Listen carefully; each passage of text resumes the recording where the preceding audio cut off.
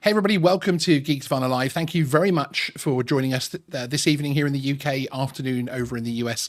I hope everybody's very well and looking forward to the holiday break that we're all fast approaching. Hasn't it come around quickly this year? Am I old for thinking that? But anyway, I feel like it's come around quickly this year. I know everybody says it, but hey, there you go. So thank you for joining us this evening. Bit of an interesting one because we don't often interact as a channel, as a and myself as in terms of journalism in quite a way as we have with the story this evening. So it's quite a unique one to talk about, and it would be interesting to hear your views.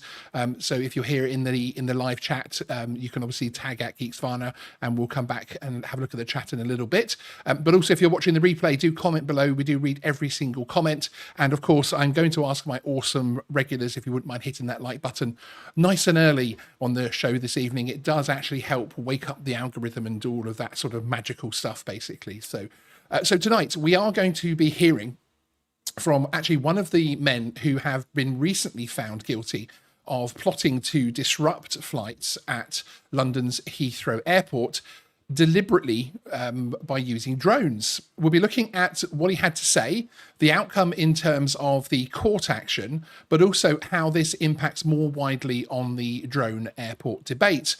Thank you, Aviano Rob C, for the $10 super sticker. I really appreciate it. Thank you, sir. I can see the chat rolling by just off camera there, and I really appreciate it. Before we get into the interview clips and hear firsthand from one of the leaders, let us take a look at the details around the case itself. Now, back in 2019, a group of activists within a group called Extinction Rebellion intended on basically protesting their cause of fighting climate change by actually flying drones at the major UK airport, Heathrow. Their intention was to close the airport for as long as they could to help highlight their cause. So again, their original goal here was actually to close Heathrow Airport by flying drones.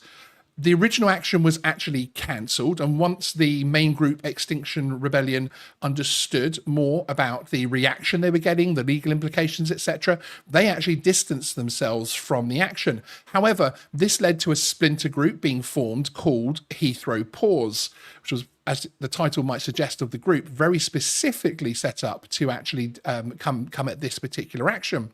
Their actions led to several arrests and what turned out to be a pretty lengthy court action. The co-founders of Heathrow Pause, Roger Hallam and Dr. Larch Maxey, have been found guilty after a jury trial of plotting to disrupt Heathrow Airport in September 2019. Now, as I was saying, I have a bit of a unique history on this story, as we actually interviewed Dr. Maxey just days before the planned protest and indeed his arrest, which led to the group actually asking Geeksvana to train their pilots to ensure increased safety, something which I'll say early on we actually, of course, did refuse to do.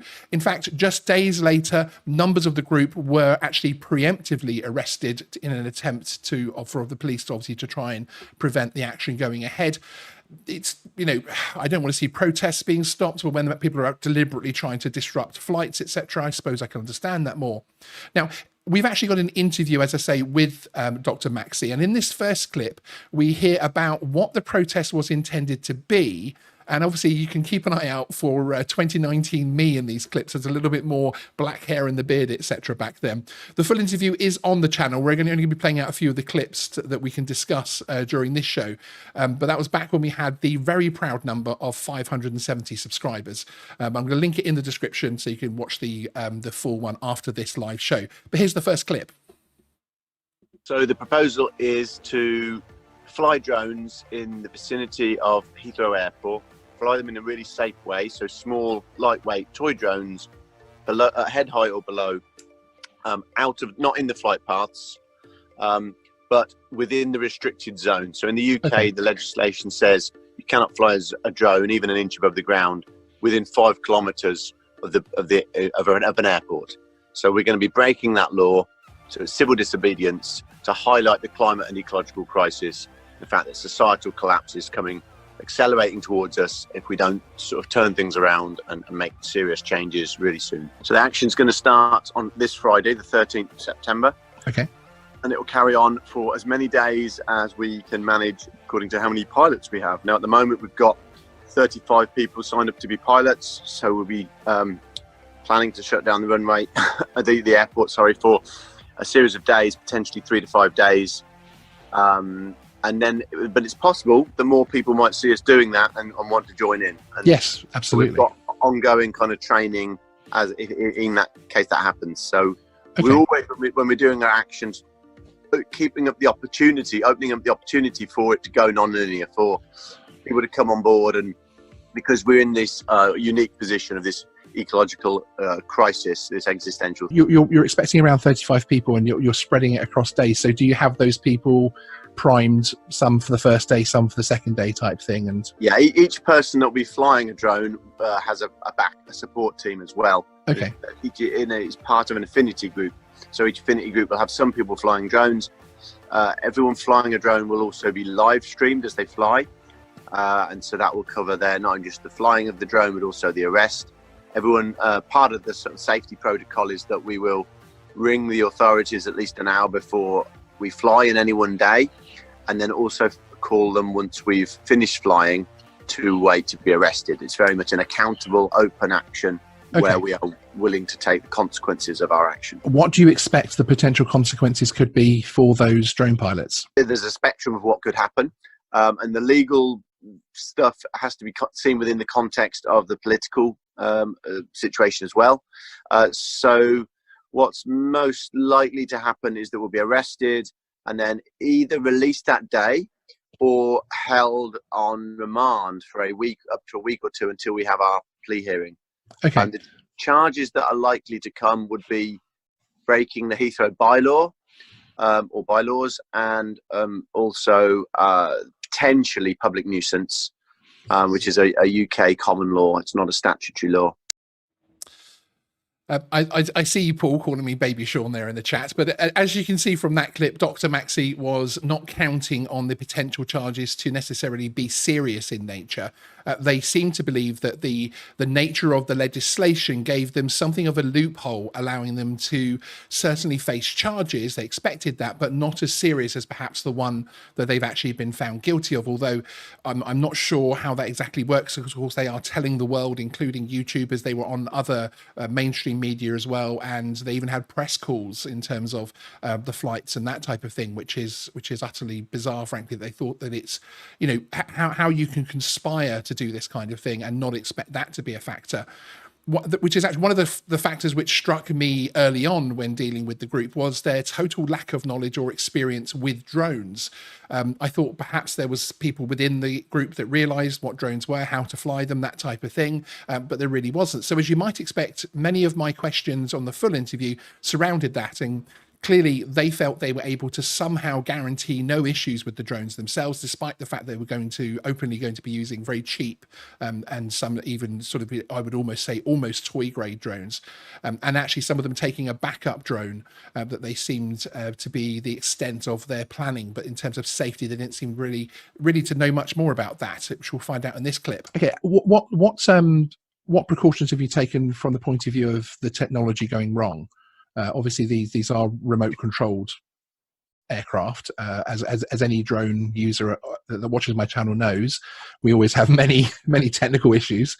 Have you taken any precautions from the point of view of flyaways and that type of thing? Well, the basic action is that we're just flying a drone within a few feet of us. You know, it's really the drone flying itself is very minimal, very basic. So yeah, basically if we so it's not going to be, you know, it's going to be head height or below and just a few feet from us. Okay. So it's unlikely at that height there'll be, like, you know, excessive strong gusts of wind that are going to take it away. Okay. We would simply just turn things off to make sure that, you know, if anything goes wrong, we just basically stop the flying of the drone. Okay. until you know, whatever happens is resolved, and then we can fly it again. Some of us will have backup drones, and there was a talk for some people of tethering the drone to themselves as well, or to a peg in the ground. So those are options we're also looking at. Okay, because obviously there is the technical side of things where the drone could lose signal with the controller, especially with the cheaper toy drones, and then you'd have what us droners call a flyaway. and the drone could obviously, a lot of drones don't just sit there; they do literally take their own path and fly away. So hopefully the idea of tethering will be a popular one. So yeah, as you see, the group also claims to be almost working hand in hand somehow with the airport itself, feeling like this would help reduce the issues a major airport might have when being forced to divert flights, etc. And in this clip, they discussed the fact that they felt like the whole planning process really meant that they were doing almost the right thing, and that they couldn't see that actually disrupting an airport, even if you told Heathrow they're going to close for a week in a year's time, the amount of planning, the amount of etc. that would take was beyond me. Here's another couple. We've got another couple of clips, and then we're going to discuss all of this. One of the videos on your YouTube channel, one of your colleagues states that Heathrow Paws is working with Heathrow Airport. What form does this take?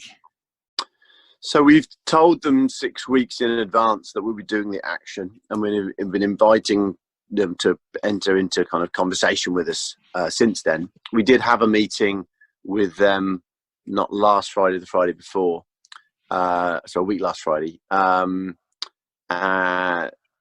to discuss the plans and what their response might be. So it's in that kind of sense of there's an ongoing conversation with them, and we're keen.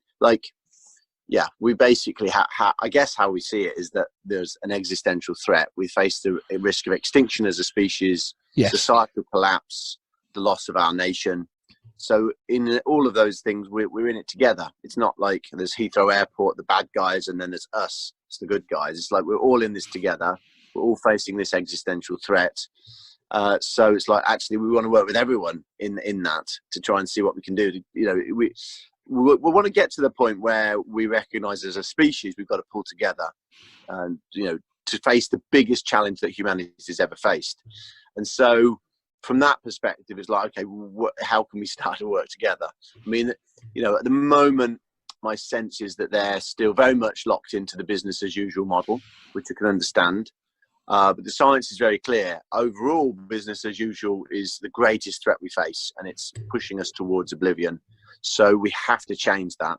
And so it's a challenge for Heathrow Airport Authority and for people like that are kind of locked into this carbon intensive infrastructure. So again, I have to say that whatever your feelings about the cause that they're fighting for, it felt like the world of drones was being used in the worst possible way. Bear in mind, at that point in 2019, we hadn't long since had the Gatwick incident, which was obviously very much is still in the headlines, which was exactly why they were choosing that.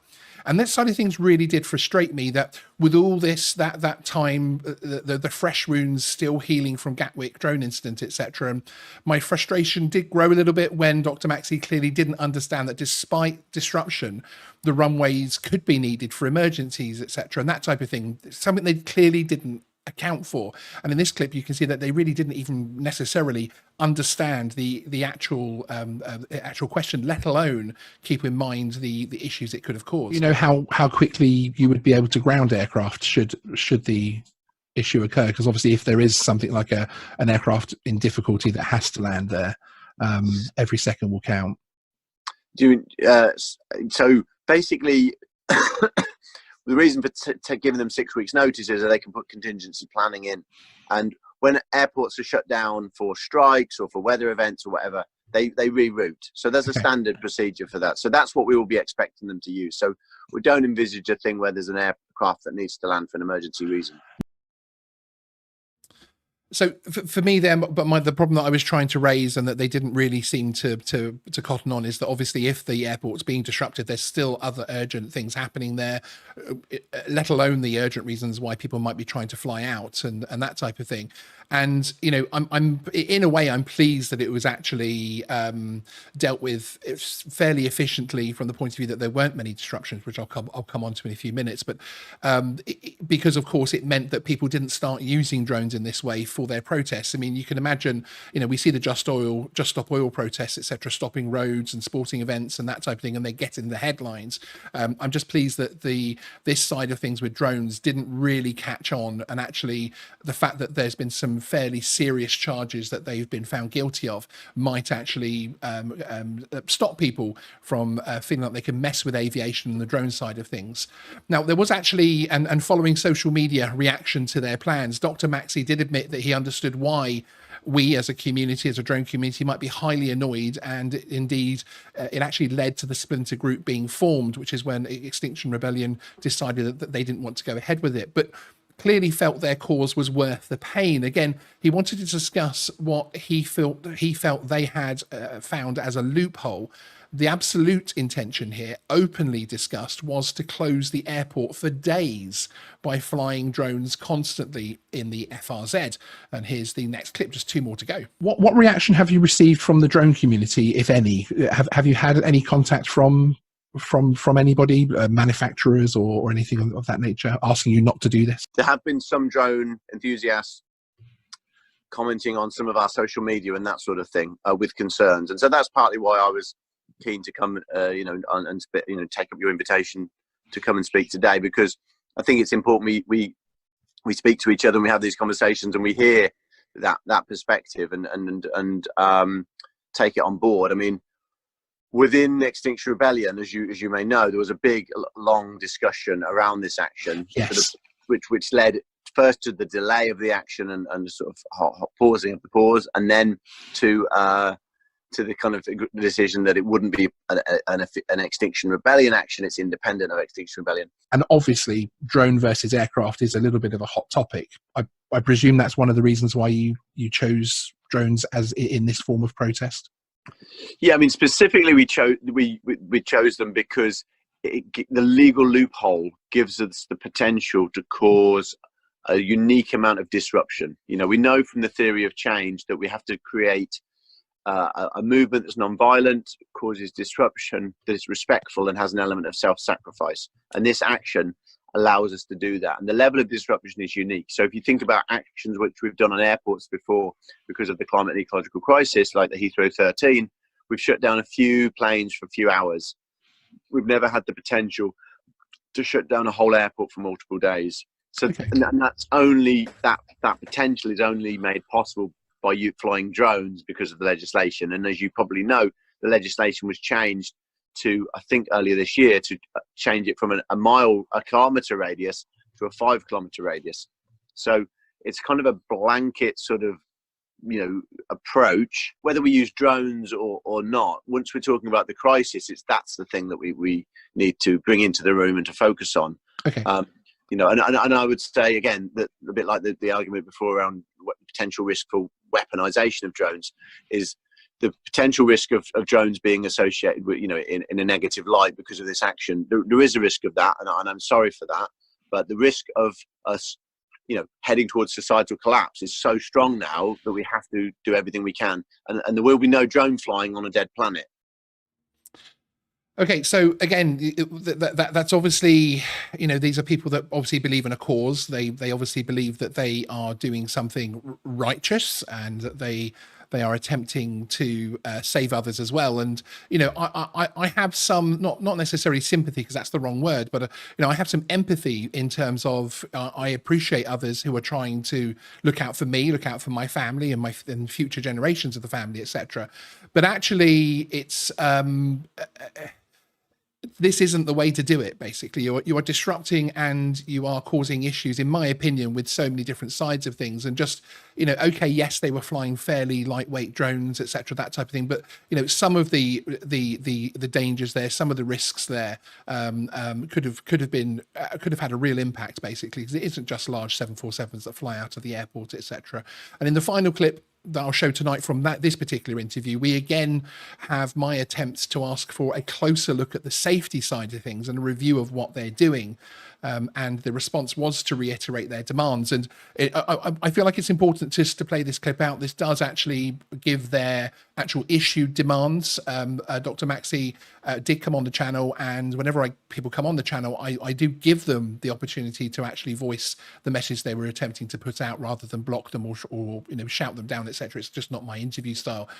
So he will, in this particular clip, actually put across what their demands are, essentially, to stop the protest back then. You have a group of people that are using technology which they perhaps don't fully understand, or are fully experienced in, that the safety factors and the protections you're putting into place may not have the desired effect, from the point of view that things like flyaways, etc., and just the technological failure of a cheap drone could well put the action in jeopardy. So I sincerely hope that isn't the outcome for you.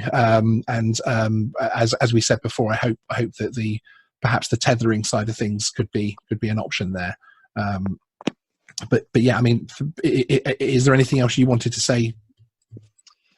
Just to mention that we've got these 3 demands as part of our action. So the first demand is that the government tell the truth about the climate and ecological emergency, and use all of the power at its disposal to educate all of us around the emergency of this and how serious and urgent it is.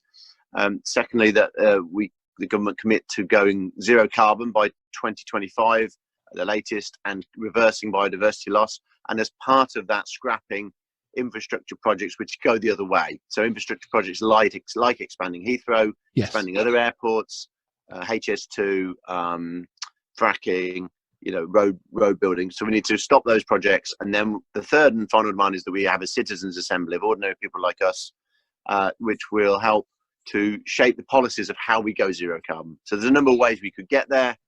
The solutions exist.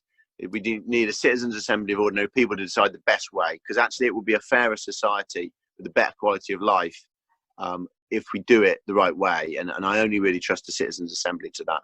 Okay. And I guess the last thing then, that this action on Heathrow is part of that bigger picture. And I would very much like to be building bridges with the other communities of around HS2 and fracking and all that, and going towards October, which is a movement of movements, mobilization in London and around the world to bring a large disruption to London and other capital cities to highlight this crisis and to get those same sort of 3 demands met. So those were the demands, and that was the final points that Dr. Maxey wanted to put across. And as I say, I invite someone on the channel. I want to give them that opportunity to at least be able to be heard. And as mentioned previously, after the interview, in communication via DMs, Heathrow PAWS assessed the risk of the drones being flown by novices, which was obviously raised in the full interview. You'll hear that more often, and I do try and push that point home a little bit more in what is obviously a high pressure situation. And they did actually reach out to ask us, Geeksvana, to train them. I did have a good think about it, the positives and negatives of that, but I ended up really settling on the decision that I absolutely could not support or even enable this kind of action, which could, of course, have far-reaching consequences in many ways. How on earth do you train people to deliberately fly a drone in illegal circumstances? It just didn't sit right. We published the original interview on September 10th. On the 12th, the same day, actually, we would have been carrying out the training for the group. We received news that 5 people had been arrested in connection to the Heathrow protest plans. It would appear that police moved to try and stop the protests before they even started, although I've got a little clip here of it. Although small drones were flown many times during the following period within the FRZs, there were actually no major disruptions and certainly no closure to the airport. Obviously, you can contrast that to the previous Gatwick incident. And to me, it really starts to show that the use of drones being disrupted in that way would simply not be as effective now or in the future, as there are clear plans in place. There are hopefully some sophisticated counter-drone tech in most of the major airports by now. So something like this can actually be dealt with quite quickly by police and security on the ground. It also shows to me how drones are really, for what they are, fun consumer products and a hobby that we all love and enjoy. that can have such an impact in terms of perception and of their misuse. Here we had a protest group formed just to try and close the airport. They failed, despite feeling highly confident that they would do so. And in fact, they also failed in receiving nominal charges, as it were, which obviously some fairly serious charges which happened. It is worth noting that a woman was found not guilty, and another man who did not appear at the trial pled guilty to the same charge. Sentencing will take place in February, and we will, of course, keep you all informed. So if you are new, and this is the first time you're watching of the just over 200 people that are kindly tuned in at the moment, do remember to subscribe to get those updates as and when they come out. So let's head across to the chat and see what people are thinking on this one. I think this is an interesting topic in many ways, because obviously, you know, aside from, I'm happy to an extent to listen to people in terms of their views. I'm happy to listen to people in terms of their beliefs and that type of thing, especially if people feel like they're doing something which is helping the fellow man. But when you start to bring into disruption like this, when you start to use our beloved drones on this way, I think that it's something which is slightly strange. And I wanted to bring this interview back to the air of the channel. Obviously, we're a larger channel now than the 500 odd subs we had when we originally carried out this interview. They've just been found guilty, and of course we are today sitting at the 5th year anniversary of the Gatwick disruption. So I think it was important to see and to really look at the narrative in terms of drones and their misuse around airports, to say, look, actually, this probably wouldn't even work, even if somebody deliberately wanted to try that kind of craziness, because actually the time in response, the detection, everything else like that is so much better now. And I just don't think it would be there. NJS, Geeksvana, if the activist was caught and convicted, that means the existing laws are working and we don't need and doesn't need more laws. Exactly, 100% agree with you. It shows that the FRZs around airports and the way that they're enforcing that is clearly working from this point of view. Obviously, they are now, they were advertising the fact they're going to be doing this, which I think was even at the time that was very early on in my journalistic endeavors, and even at that point I found it quite bizarre that people were actually letting everybody know they were going to do it. How can 35 people, Paul, Steel City drone pilot, be that stupid to volunteer for this? To me, it was bizarre as well, because they weren't looking at the safety side of things enough, and that really did concern me. And it's you know, it isn't a it isn't something that they really seem to think of very much, and they just felt like giving lots and lots of notice means it was a much safer thing, and I just don't agree with that, basically. Ian Simpson, regarding not appreciating the law, it was always said that it was always awaiting case law precedent. Absolutely. So many of the videos that we've made over the years in terms of the regulations, the legislation that's behind it all, there's so much of it that needs testing in court, and we're now starting to see some of those cases coming forward. Obviously not many that are quite as unique as this one, but it is happening. Tammy Jean, yeah, people were talking about in the chat actually having squirrels take things over. Sunrise Water Media talking about sneaking out of work to watch the stream, which I do appreciate. Thank you, sir. And yeah, it is one of those things where, as Cheeky Oscar's saying here, they never consider the consequences of other people's lives who are also at risk, and on the plane's takeoff and landing, etc.